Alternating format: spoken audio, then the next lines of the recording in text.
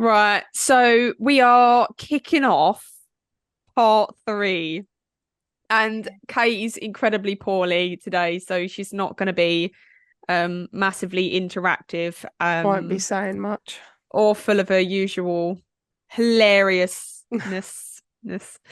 Um, so I'm just going to crack on. How about that? I have got a Yeah, random blam. You don't have to do one. I'll cover the random blam topics. So I'll cool. do it for myself. Random blam. Go.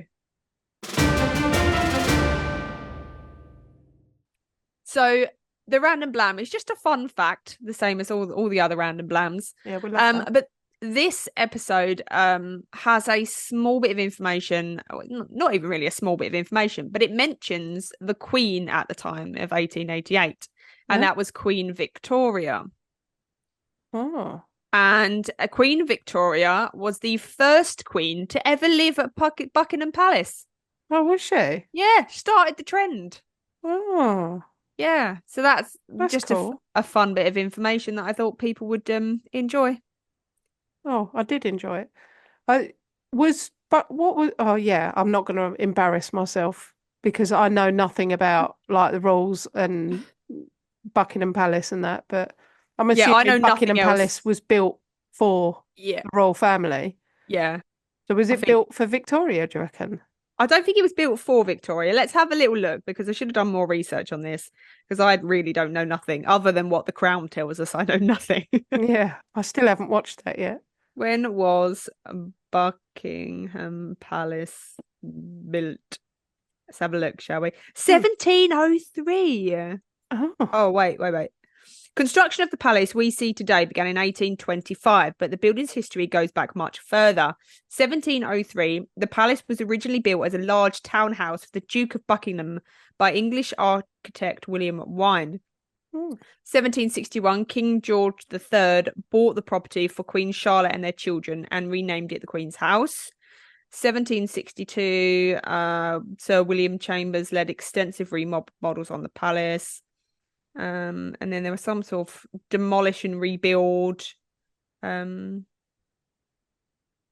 yeah, 1837, Queen Victoria became the first sovereign to take up residence in the palace.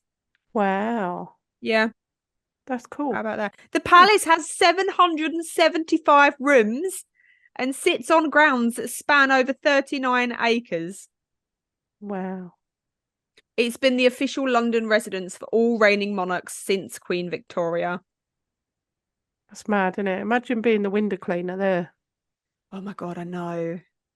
By the time you finish the house, time to start it again. Yeah, take you a whole year to do it all, and then they've got to start again.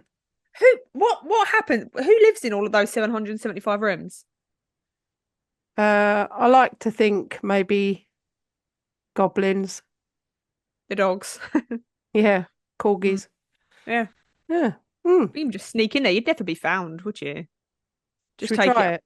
take up residence in one of the 775 rooms. Yeah, they'd never Yeah. know. Someone did break into Buckingham Palace once, didn't they? Stood in Did front of they? the Queen. Yeah. God, that must have been well scary. Yeah. I can't remember what his game was, what his plan was. It wasn't to harm the Queen. She actually had a What's your game? conversation with him. Um, yeah, I don't know what his plan was, but he snuck into Buckingham Palace. Mind you, the Queen was pretty cool, wasn't she? She was, She I can't was imagine that anything would have phased her, really. She'd have been yeah. like, She just went, "Oh, hello. Do bloody hell." you reckon she swore? No. Yeah, I reckon she did. She had a stranger in her bedroom. I reckon she'd have let out a little bit of a swear. Yeah. Went, what the fuck are you doing in here? Get the fuck out of Get my bedroom, you slow life scum. Yeah, Yeah. yeah. I reckon Dogs, that get was him. Alice. Yeah.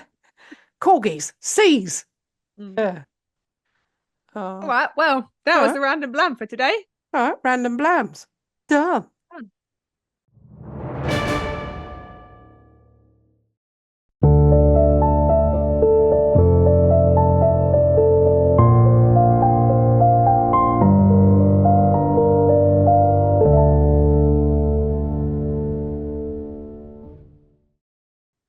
Shall Oh, I say good morning this morning? morning. Oh, good morning, Kate. Morning, morning. Oh, I'm really sorry that you're poorly, but We do have a job to do, and we've got to get this out. So no Yeah. calling in sick, I'm afraid. No, we're still here for you. Still Yeah, here for you. I'll just I know. explain in case the people that are watching YouTube will be able to see, but I'm just getting over a cold, which is fine. And then last night I discovered a growth on my face. And turns out I've got an abscess.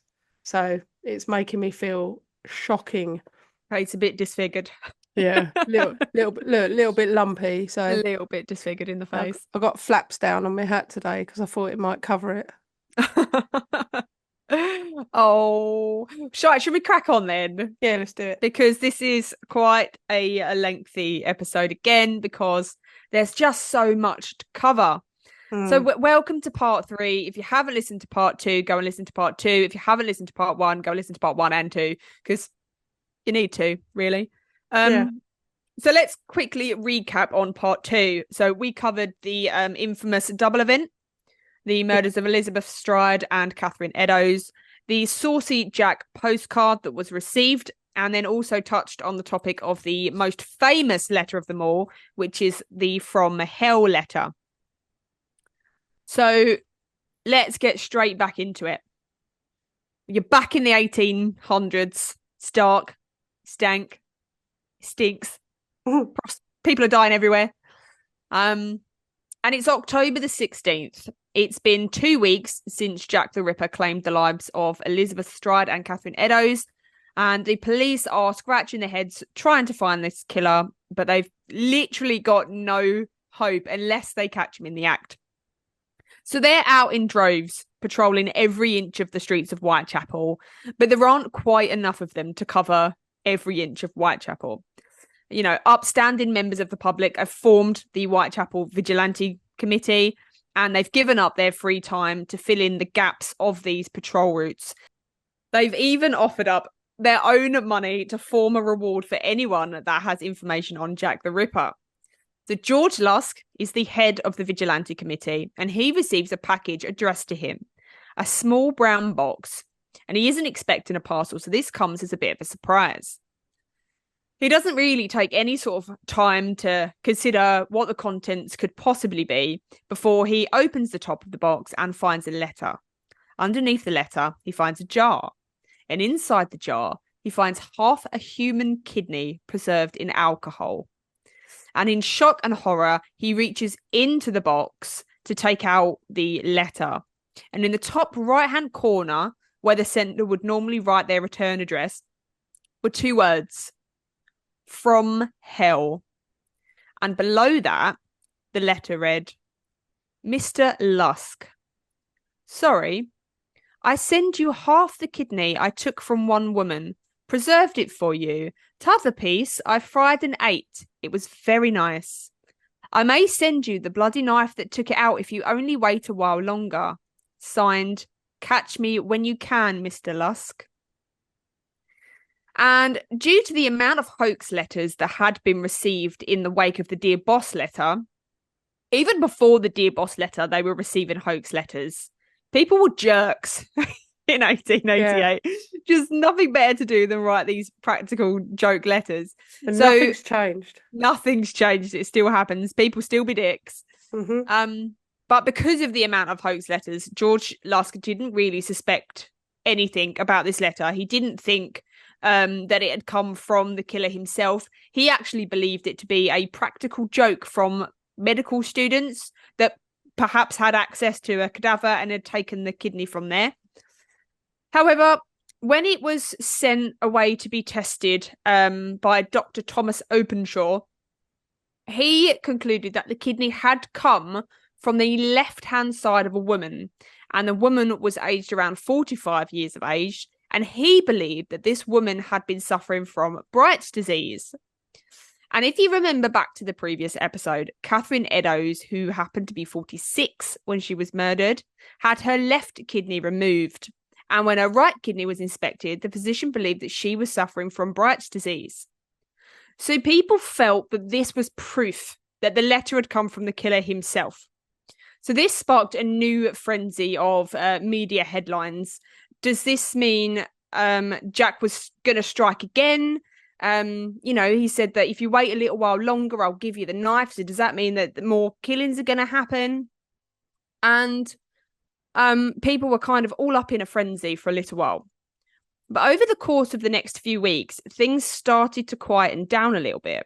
With no new victims and no new correspondence, people began to almost let their guard down.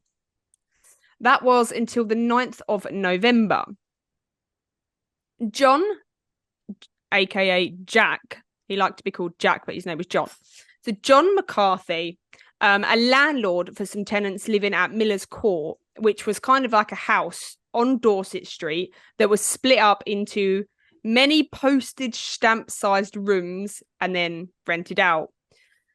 He was actually going through his accounting books when he noticed that his tenant living at number 13, Mary-Jane-Kelly, was 6 weeks behind on her rent, which equated to about 29 shillings. And this wasn't unusual. He was a little bit lenient with his tenants. He actually was almost running a bit of a brothel, but without calling it a brothel. All of these rooms were generally rented out by women or that worked the streets. And he kind of gave them the benefit of the doubt. He knew that generally he would get his money. So he always let them get a little bit behind and then go and say, you're behind, pay up. And most of the time they did always pay up. And today, on the 9th of November, just happened to be collection day. So he asked his shop assistant, Thomas Bowyer, to pop down and try and catch Kelly before she left her room for the day.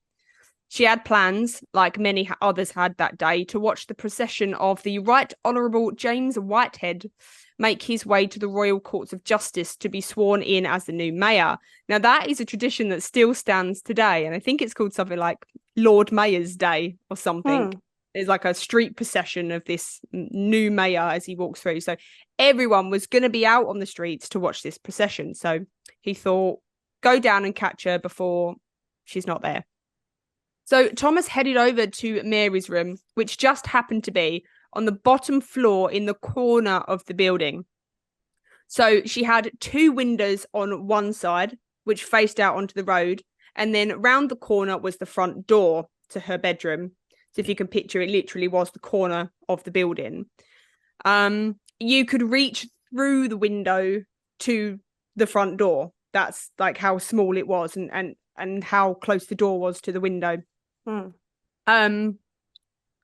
Just want you to kind of be able to picture the room and how it stood. So Thomas knocks on the front door and he doesn't get an answer. So he knocks again and he waits. He's just kind of assuming that Mary doesn't have the money to pay for her rent and therefore doesn't want to open the door. She's kind of pretending not to be there. We've all done it. We've all been there, yeah. Yeah. So he decides to just step to the side and have a little look through the window.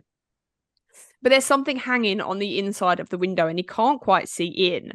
And it was then that he notices that one of the windows at the top was smashed. So the window had like all different little panes in it. And one of the top right-hand ones was smashed open. So he decides to kind of reach his arm through the broken glass and grab the thing that's hanging in front of the broken glass, which turns out to be a man's coat. And he kind of pulls it to the side. The first thing he saw were what looked like 2 lumps of meat sitting on the side table next to a small bed that contained something so horrifying that it would haunt him for the rest of his life. So Mary-Jane-Kelly's life is mostly unknown and undocumented. What we know about her comes from stories that she had told her friends and that she had told her partner, Joseph Barnett. Those stories were sometimes full of mystery and often changing, often exaggerating. So what we do know about her is probably false. But she told Joseph that she was born in Ireland in 1863. However, there are no records of her birth under the name Mary-Jane-Kelly. So it is possible that that isn't really her real name, but that's just the name that she gave herself.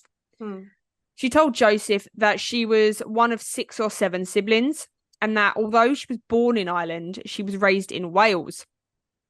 It seemed that she had gotten a good education and that her parents were quite comfortable, just because of how well spoken she seemed to be. Friends generally said that she could read, which was uncommon for a woman in that age.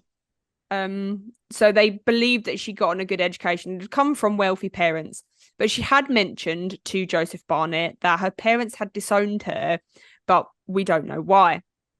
In 1879, when she was 16, she said that she had been married, but 3 years into the marriage, her husband had been tragically killed in a coal mining explosion. Again, there are no records of her marriage to the man that she claimed to have married, and there are also no death records for him either. So, again, that could be absolutely fictitious. We know that she moved to London in 1884 and began working in a high-class brothel in the London's West End, which is very upmarket as opposed to the East End. And this was another mark that actually she was quite well educated and of a certain class, because these brothels weren't just sex houses like they were in the East End. They were almost like an escort service.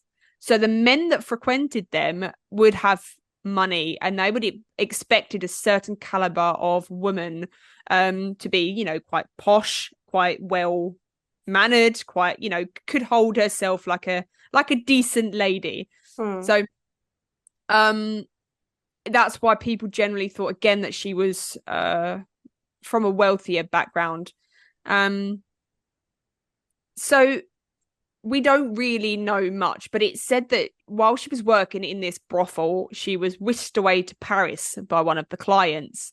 It's a place that she dreamed of going. She'd actually been so infatuated with France and Paris that she sometimes said that her name was Marie Jeanette. And funnily enough, that's actually what's on her like tombstone. Oh, really? The name Marie Jeanette, because that's what she liked to go by, because she was so infatuated with the French.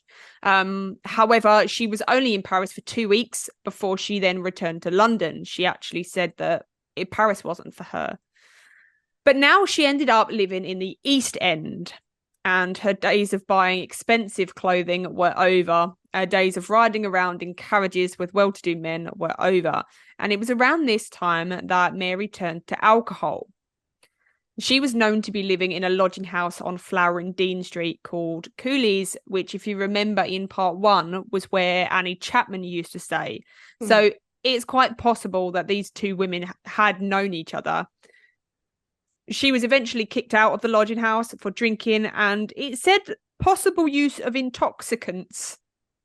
So perhaps even a small dabble of drugs. I don't know what was available on the streets of 1888. She then hopped about from one lodging house to the next before eventually meeting Joseph Barnett in 1887. And they actually met on Good Friday, of all days. Oh. Bless them. Bless them. And the pair hit it off literally straight away. And by their second meeting, so like almost like their second date, they had agreed to live with each other. So this was probably more for financial reasons than for anything else. I don't think Mary had any sort of stable income, and she certainly didn't have a place of her own. And Joseph did have a bit of a stable income. He worked as a fish porter at Billingsgate Market.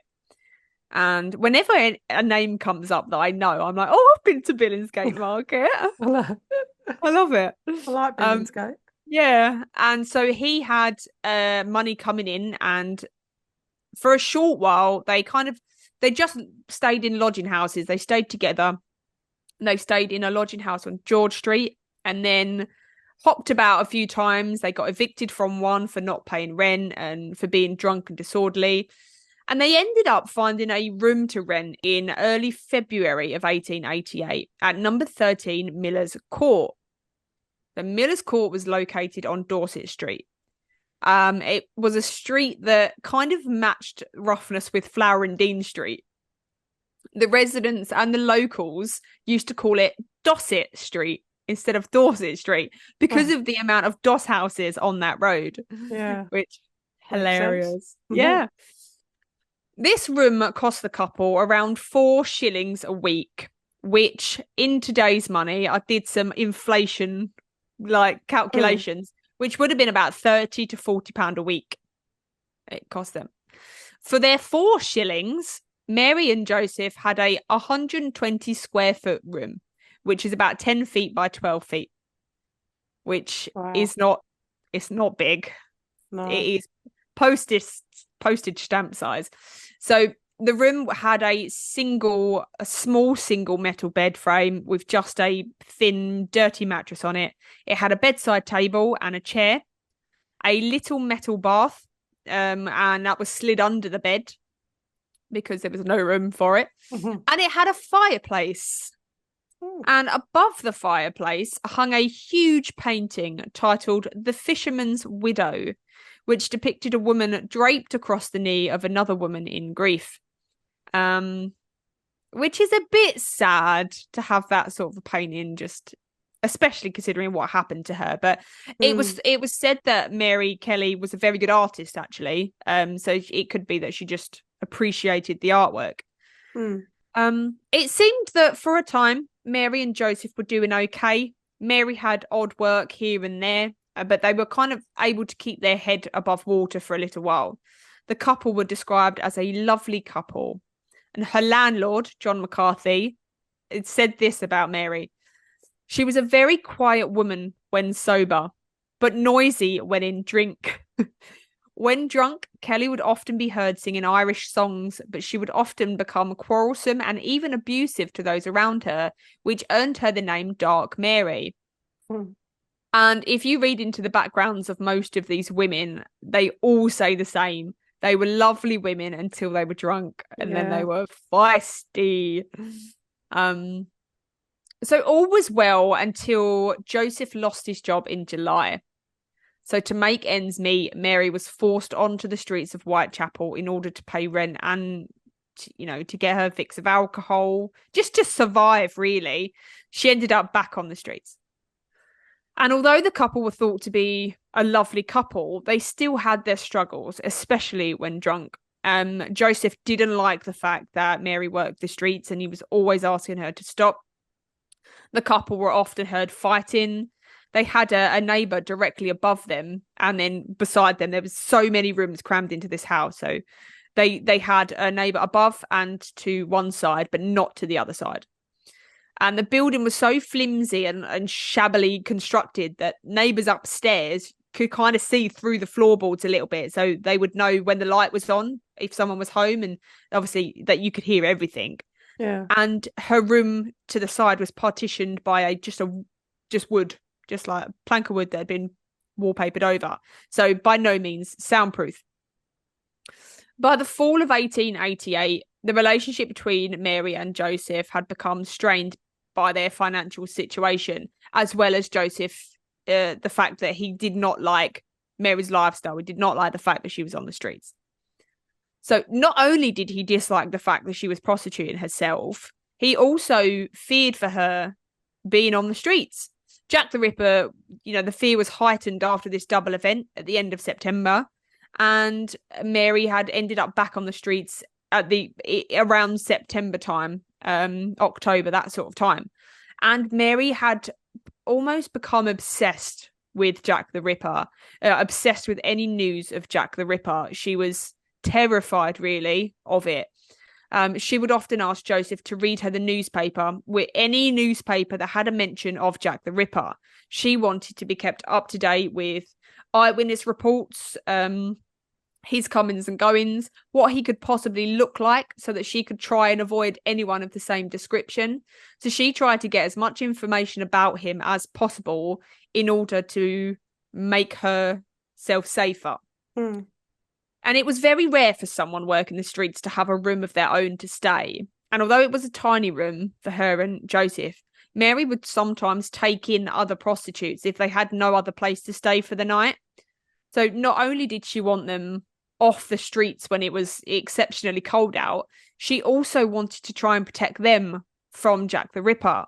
So she offered up this tiny little space that she had to anybody that couldn't find a room. She would rather them all squeeze into this little tin can room than and be one of them be safe. out. Yeah. Yeah.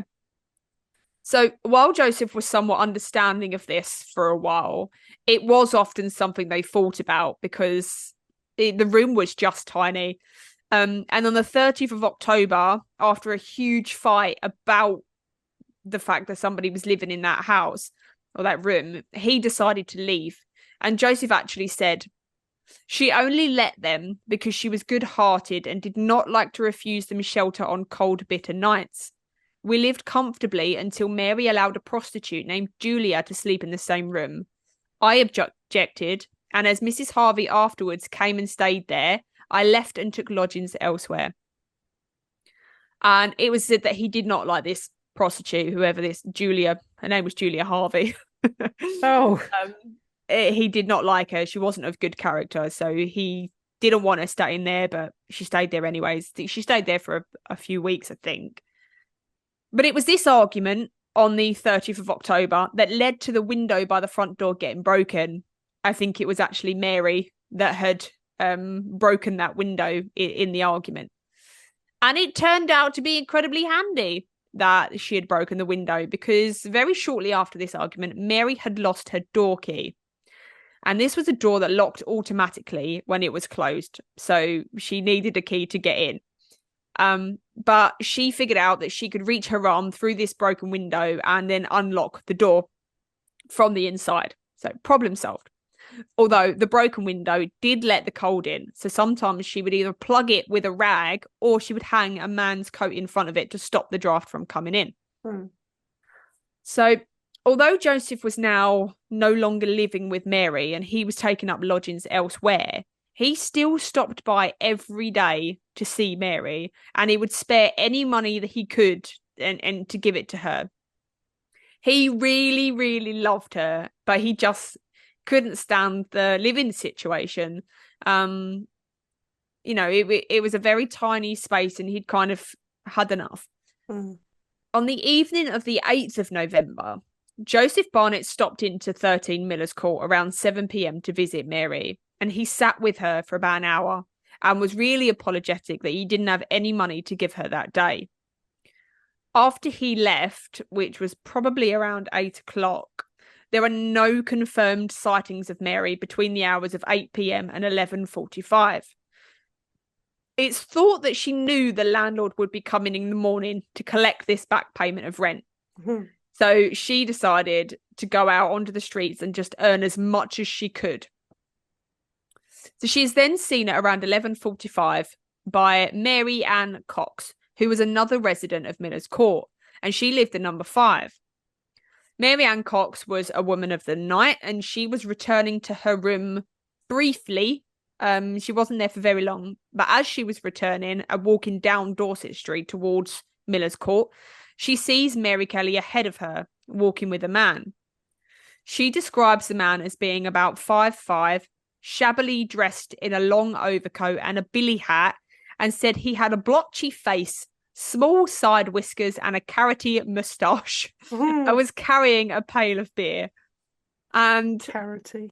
Okay, honestly, small side whiskers, like a bloody cat. Yeah. But that's hilarious. But it's almost midnight. It's pretty dark out, and you're thinking, how could she see him so clearly? The entrance of Miller's Court just happened to have an oil lamp just opposite, so it was actually quite well lit. So Mary Cox got quite a good look at the pair as they stood outside of Mary Kelly's room trying to go in. And before Mary went in, Mrs. Cox passed Mary Kelly and said goodnight to her. And she said Mary was very drunk and said, "Good night, I am going to have a song." And that's exactly what she did. The residents of Miller's Court were all very well versed on Mary's Irish songs because she often sang them when she was drunk. And when Mrs. Cox got up to her bedroom, Mary had already started singing. And it was a song called "A Violet from Mother's Grave." And you can actually listen to it. And it's very Irish, very old Irish song. And it's almost like haunting. It's lovely. Oh, that's cool. But around 12:30 a.m., Mary was still singing. an upstairs neighbour of hers, Catherine Pickett, was getting absolutely sick of it. She's been singing for hours now. So she's decided I've got to go downstairs and shut her up. But her husband was there, and her husband was like, listen, just leave the girl alone, let her sing. And so they didn't end up going down and shutting her up. They just let her sing. At around 1:30 a.m., another upstairs neighbour came home, and she said that she didn't hear any singing from Mary, and there was no light on in her room or anything. And there is a sighting of her at 2 a.m. on Flower and Dean Street. So it looks like once Carroty Moustache Man left, she then went back out onto the streets. And this next sign of Mary is just a small bit controversial, but I'll explain it anyway, and then we'll discuss it in the discussion episode. So what strikes me so funny is that today London is the most surveilled area in England because of the amount of security cameras and things like that. But I swear in 1888 they didn't need security cameras because everyone was out. Yeah. So these people were so like, all of these women that had been murdered, they're like, oh, she was seen at 1 a.m, she was seen at 2 a.m, she was seen at 3 a.m. Yeah. Good job everyone was so nosy. Yeah. So at 2 a.m, a man named George Hutchinson was on his way home when he passed a man standing on the corner of the road on Flower and Dean Street. He didn't see much of the man as his hat was pulled down low on his head. But as he walked by the man, he then saw Mary Kelly. And they actually knew each other and they were quite good friends. So he stopped to chat to Mary, and Mary asked him if he could spare any money. She asked him if he had a sixpence, and he explained that he'd just come from Romford and had spent all his money. So he did Romford. So he actually didn't have any money at all.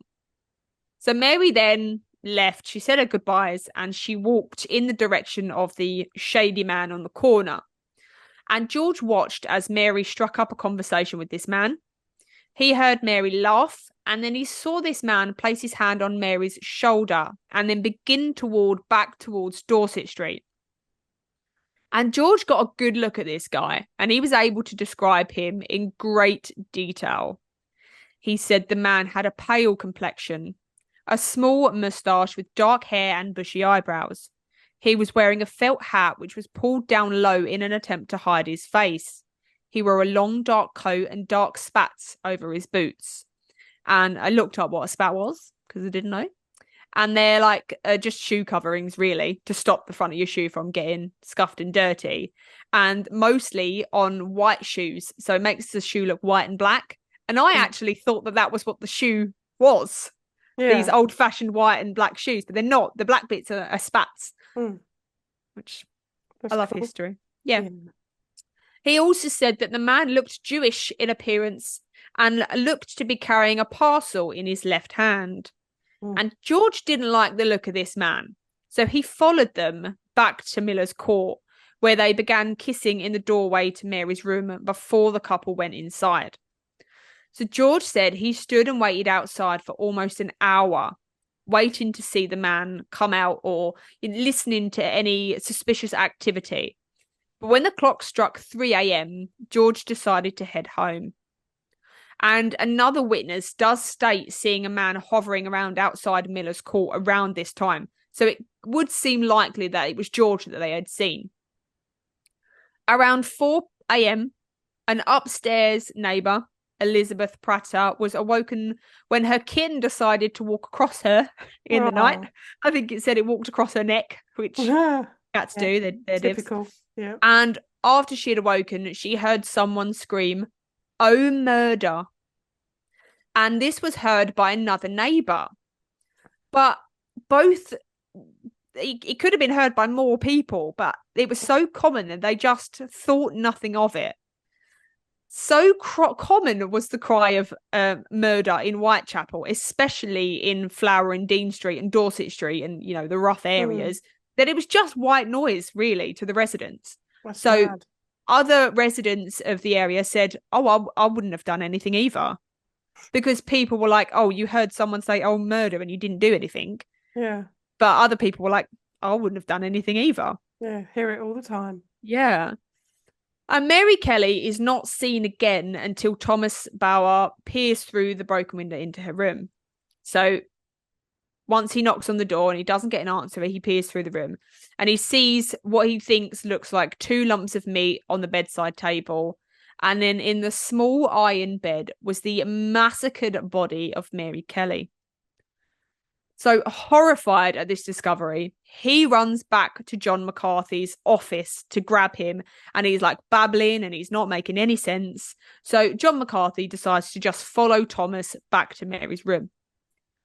Thomas reaches through the broken window. He then pulls aside the coat hanging in front, as Thomas had done, and then cries out in horror.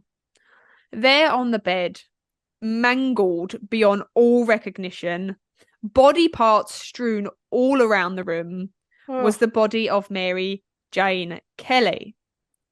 The horror stayed with John for the rest of his life.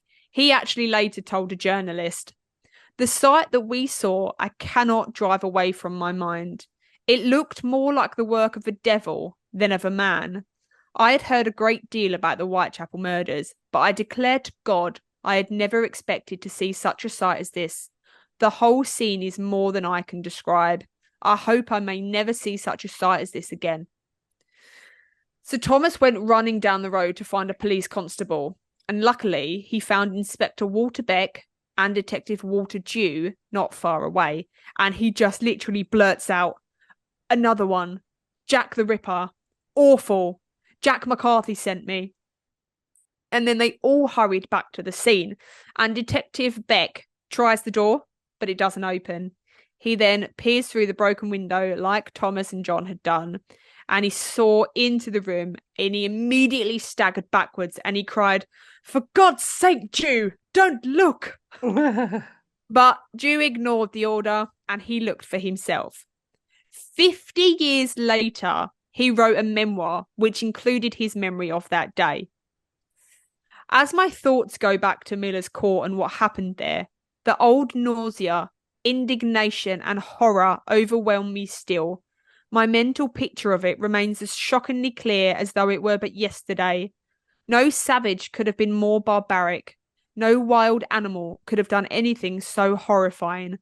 The poor woman's eyes, they were wide open and seemed to be staring straight at me with a look of terror.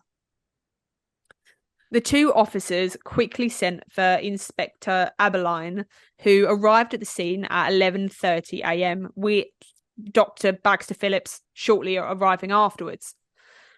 It was decided that instead of breaking down the door and immediately entering, they had a crime scene, like a contained crime scene now, and they wanted to protect it and do whatever they could to find the killer.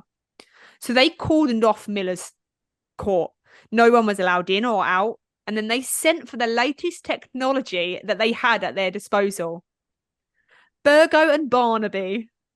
Now, these were 2 bloodhounds that the police had gotten in, especially for the Whitechapel murders, because they were tired of being slated in the papers and tired of people saying that they weren't doing enough to try and catch the murderer. So they decided to bring in these newfangled bloodhounds. Mm-hmm. So while they waited for the bloodhounds to arrive, news spread of another Ripper victim, and a crowd of over 1,000 people gathered at each end of Dorset Street, all hoping to catch a glimpse or get an update or, see the bloodhounds in action. This was a massive spectacle for them, because people were already out anyways, because they was going to see this Lord Mayor walking past. But after 2 hours of waiting, news came that there would be no Burgo and Barnaby, because a few weeks earlier, the dog's breeder had actually taken them back when it turned out that Scotland Yard wasn't going to pay to be using them. But it turned out that no one had then fed this down the line, so they didn't know that they didn't have these dogs. So they waited there for 2 hours and then decided, that's it, we've got to go in. So around 1:30 p.m, the order was given for John McCarthy to break down the door. Grabbing a pickaxe, he literally chopped the front door down, opening up the small room to allow the full horror of the room to be displayed. And displayed it was. On entering the room, detectives found a small smouldering fire still in the fireplace, with some clothing partially burnt in amongst the ash. And they noted that at some point the fire had been burning so hot that it had melted the spout of the kettle that had been hanging there. And they figured that he was using that as light to be able to see what he was doing. So he wanted to keep the fire going. They found Mary's clothing neatly folded on a table, her shoes together by the fireplace. They also found that Mary Kelly had been mutilated beyond recognition, her injuries being far worse than they had seen in any of the other Ripper murders. Heaps of flesh and organs littered the room. Blood soaked a 2 feet radius on the floor, and splashes covered the walls and the ceilings. The scene was that of true horror that would never leave the individuals that had witnessed it firsthand. And it is horror that can still be seen today, even through a black and white photo from about 120 years ago. Yeah, I'm looking at it. I was going to say, if you've got the photo there. Oh, so bad.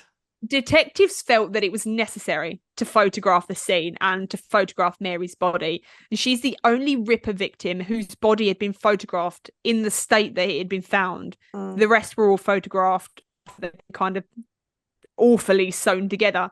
If you have not seen the photo and are curious, I will not be posting this on our social media. No. But it is out there. You know, if you just Google it, it won't come up. But if you go on the Ripper websites, if you Wikipedia, it is not for the faint-hearted, though. No. Mary's body was removed from Miller's Court and taken to Shoreditch Mortuary at around 4 p.m. for a thorough autopsy. 13 Miller's Court was then boarded up and padlocked shut.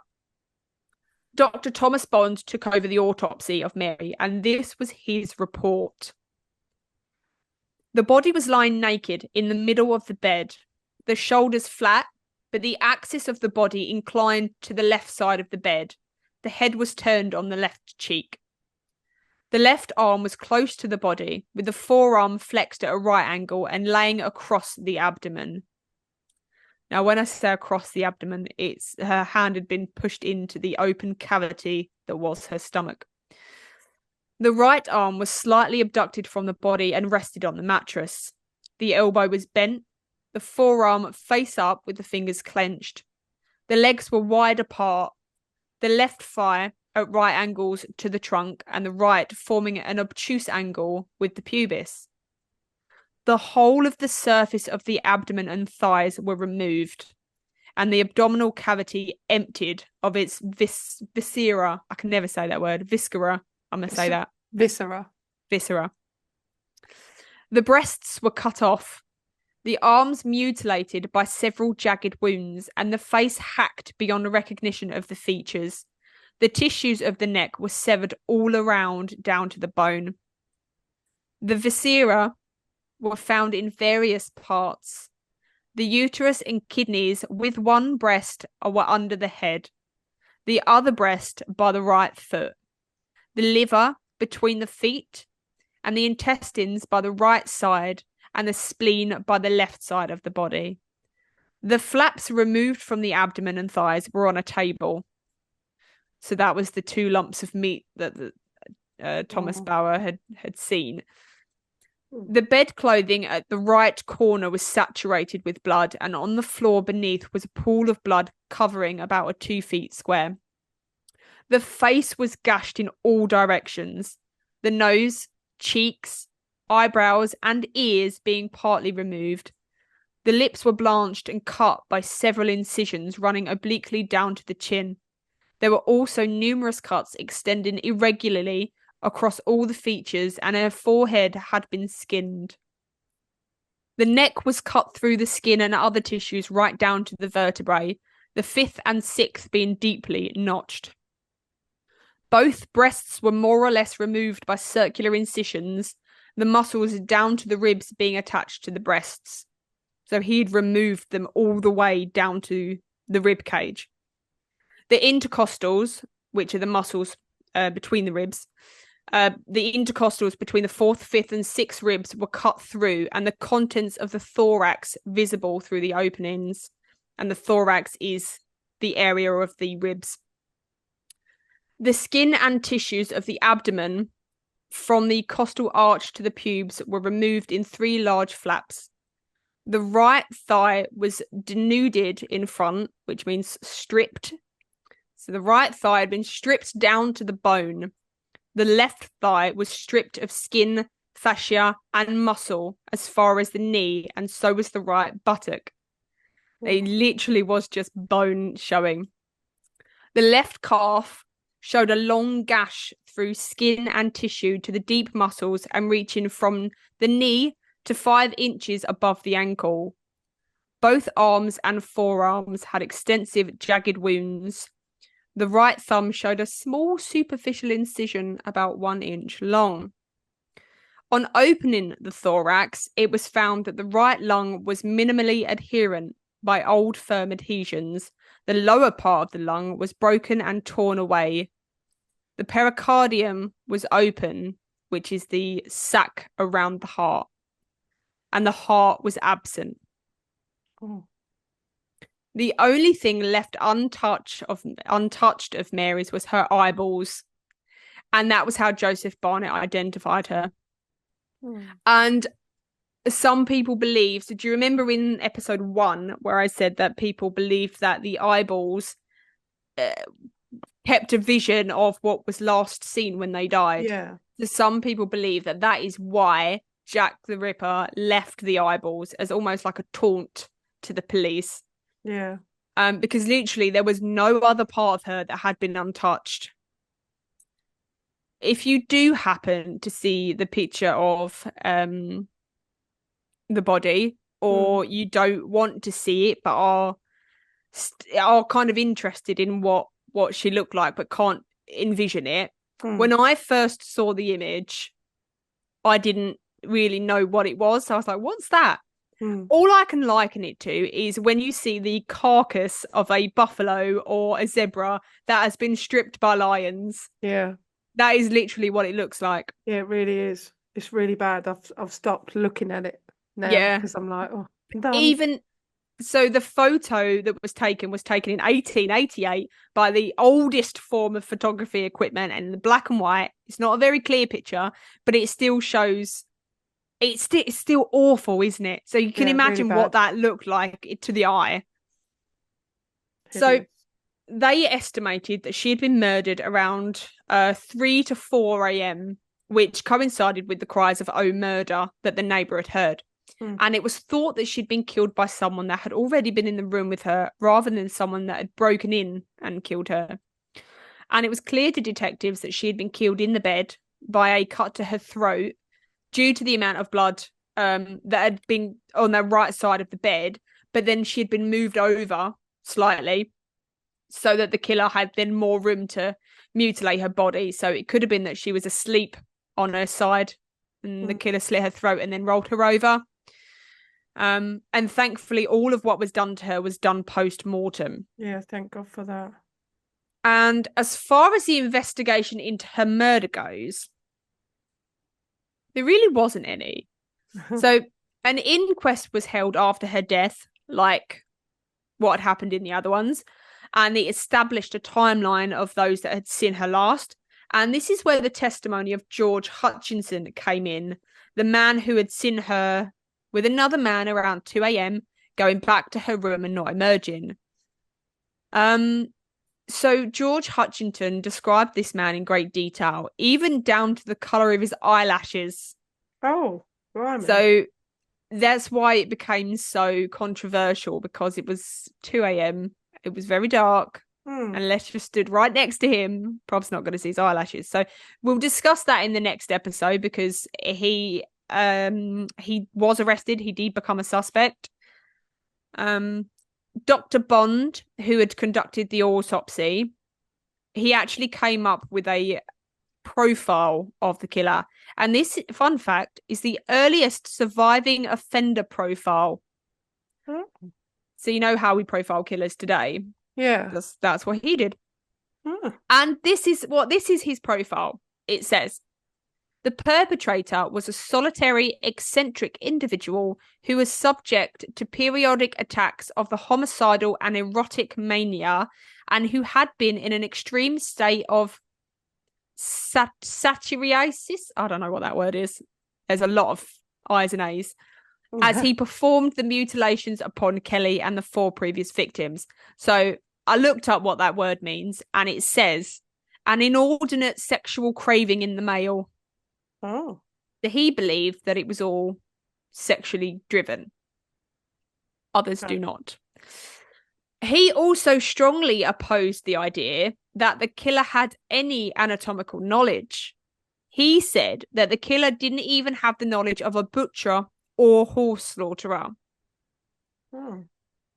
So he gave this profile for the killer that had for Jack the Ripper that had killed all these other victims, and he only did the autopsy for Mary-Jane-Kelly.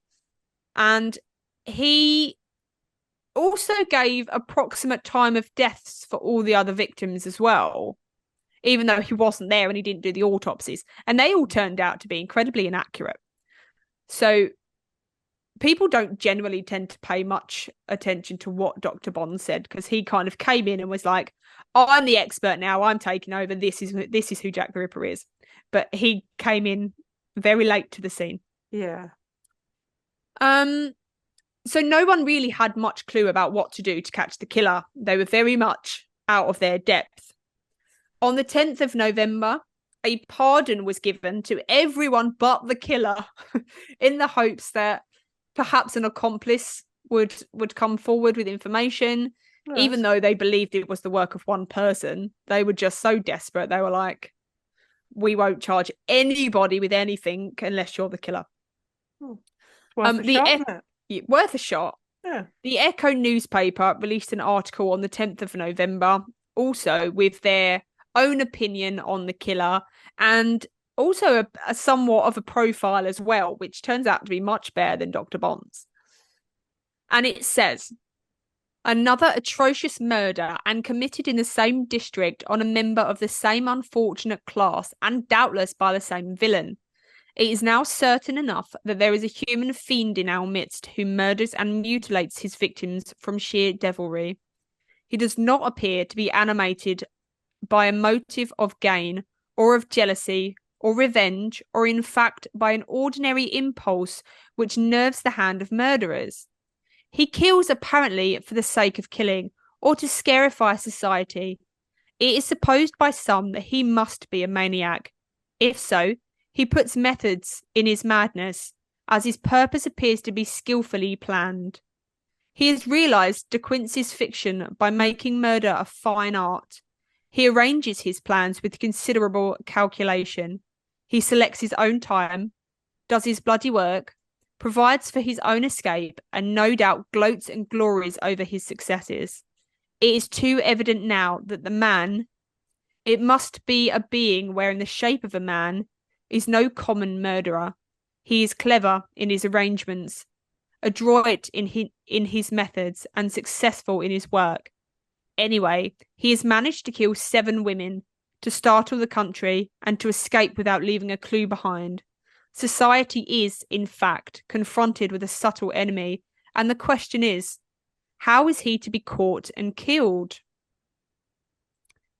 And it seemed that that was the overriding opinion of everyone. How was the killer to be caught and killed? How was Jack the Ripper going to be caught?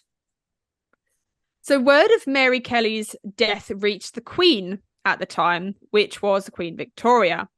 And she was very well aware of the other victims of Jack the Ripper, and she was very well aware of the lack of police investigation, and she was actually quite invested in this.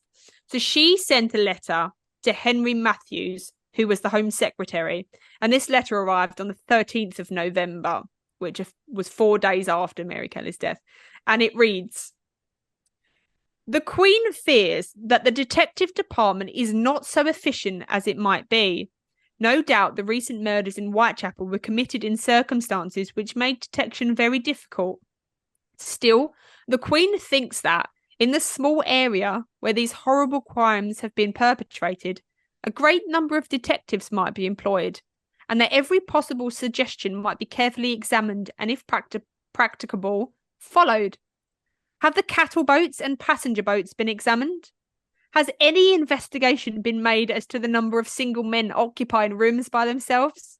The murderer's clothes must be saturated with blood and must be kept somewhere. Is there sufficient surveillance at night?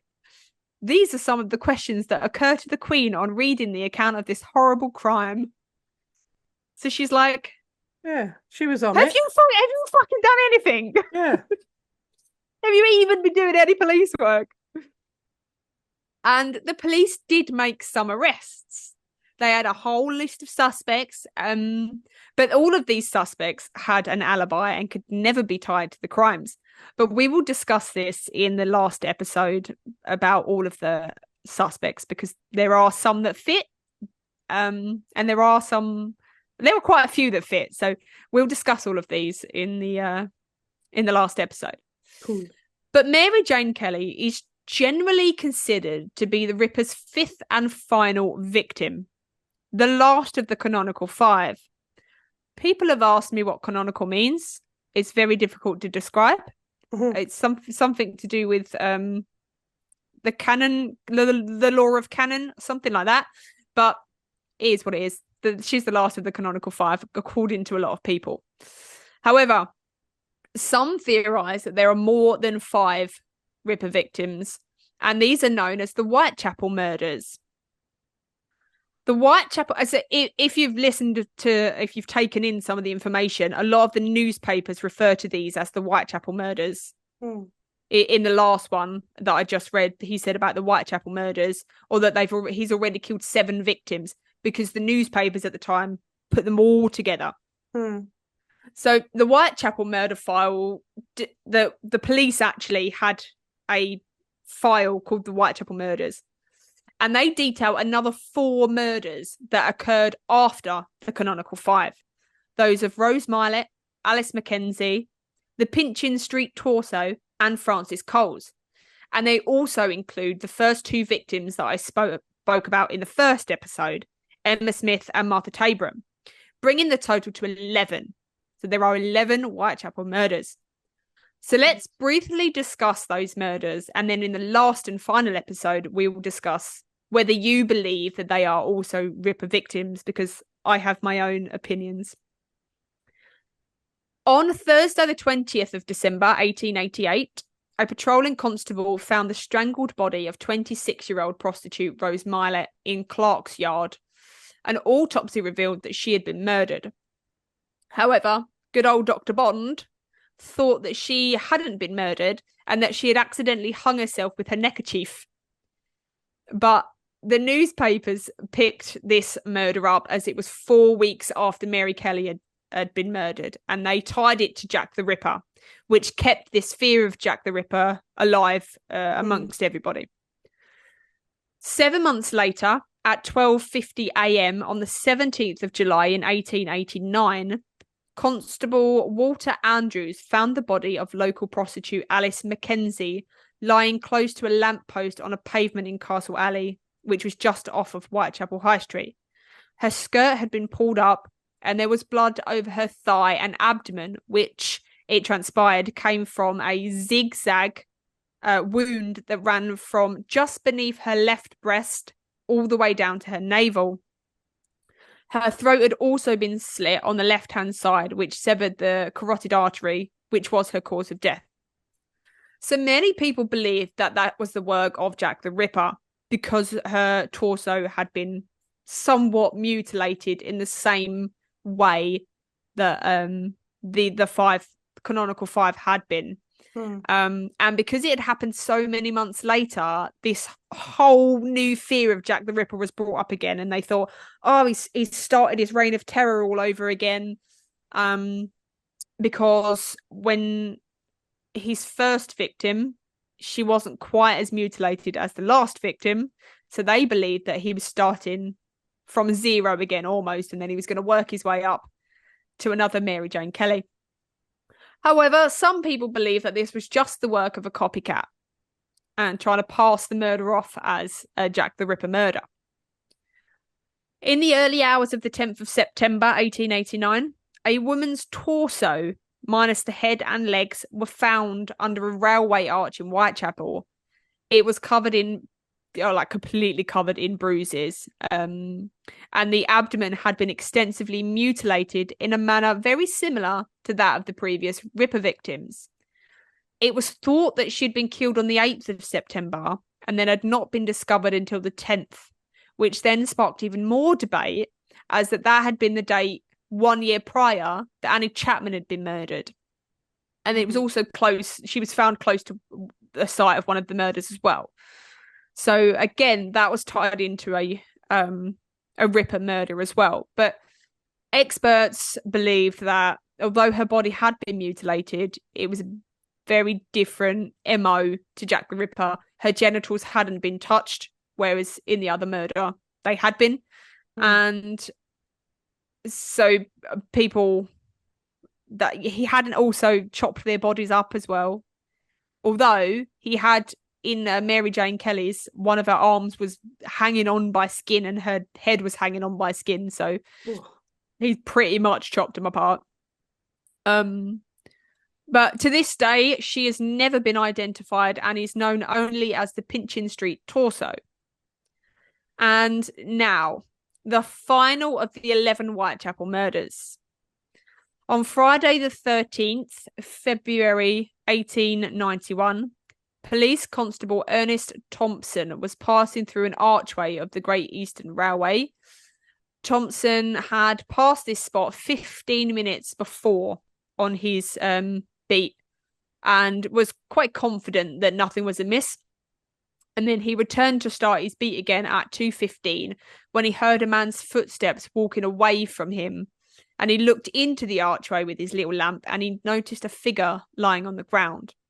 So shining his lamp onto it, he found to his horror that it was the body of a woman and that she was lying in a pool of blood which was flowing from a terrible gash in her throat that ran from ear to ear. So Thompson immediately blew his whistle to raise the alarm and to get other PCs to come to the area.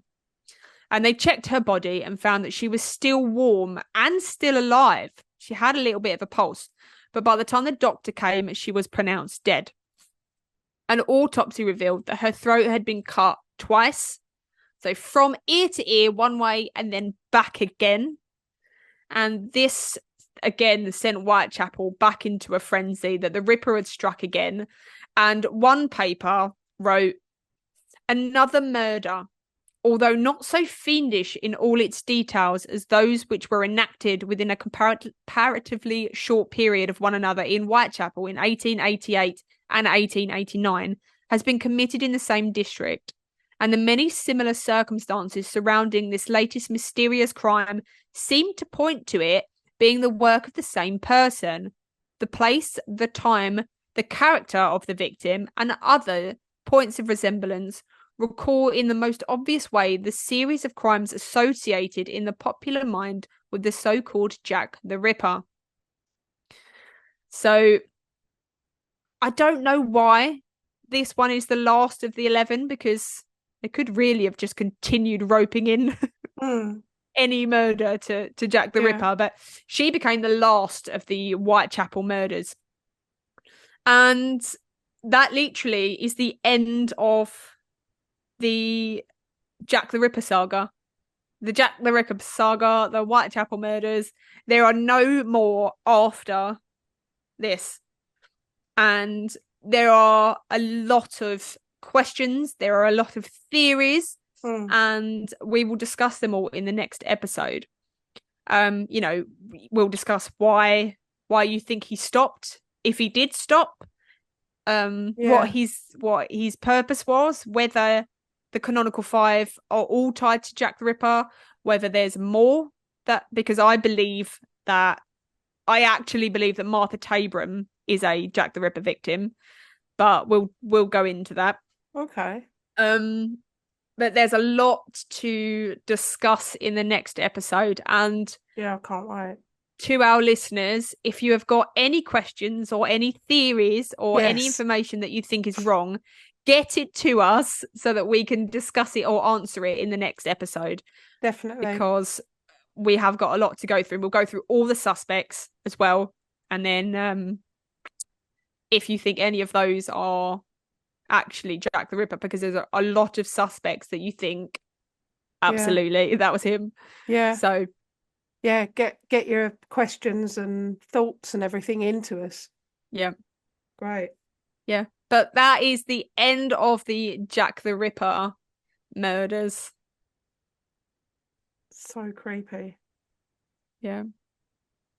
But yeah, I do look forward to the next episode. I think that's going to be a really good one. So yeah, if you've got any information you want us to sort out, then get it to us. You text us, email us, DM us. I hope you enjoyed those 3 parts, and we definitely did.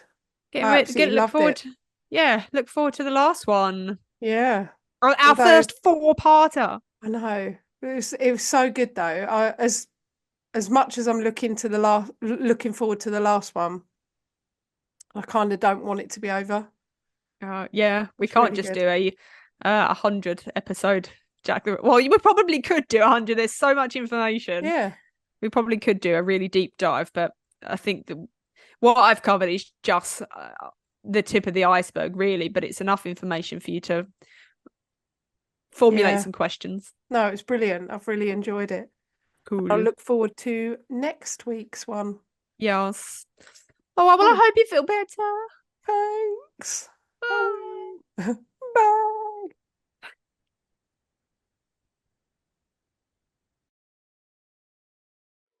If you have enjoyed listening to our episodes, make sure you rate us and leave us a review on whatever platform you are listening.